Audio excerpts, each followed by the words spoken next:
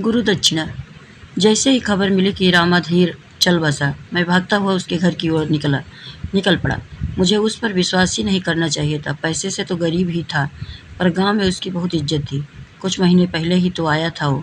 विक्रम बाबू, 50,000 रुपये चाहिए, वही 2% ब्याज पर। अगले साल फरवरी में दे दूंगा। इससे पहले भी उसने मुझे 2-4 बार पैसे उधार लिए थे और तय समय पर सूद समेत लौटा भी दिए थे। किसान आदमी था, मेहनती भी था, उसकी ईमानदारी पर शक नहीं था। पर चिंता की बात यह है कि इस लेन देन का कोई हिसाब है नहीं।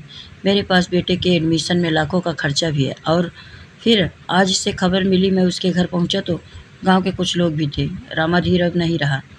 नहीं, मैं कहूँ भी तो कहूँ किससे। मुझे देख उसका बेटा, जो लगभग 18 वर्ष का होगा, वो आया। बैठी चाचा।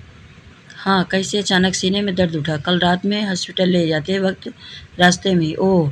इसके अलावा मेरे मुँह से उसे कुछ निकला ही नहीं, और उसकी गरीबी और लाचारी देख शायद कुछ महीने निकलेगा भी नहीं। कुछ देर बैठे मैं निकलने ही वाला था कि एक वृद्ध व्यक्ति बगल के ही गांव से आया और आते ही अपने गमछे से अपने आंसू पोंछता मेरी तरफ इशारा करते हुए कहा, ये 50,000 रुपये तुम्हारे बापू ने इसी विक्रम बाबू से लिए थे।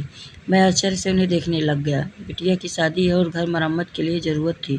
हम गरीब को कौन इतनी बड़ी रकम देता था। रामाधीर ने बड़ी मदद की थी। उस समय उसने लगभग रोते हुए पैसे उसके बेटे को दे दिए। उस वृद्ध व्यक्ति की आंखों में रामाधीर के लिए श्रद्धा भाव देख मन भर आया और सोचने लगा, सूद पर पैसे लेकर उस महान व्यक्ति ने किसी गरीब की समय पर मदद की, इसे सूद भी नहीं लिया।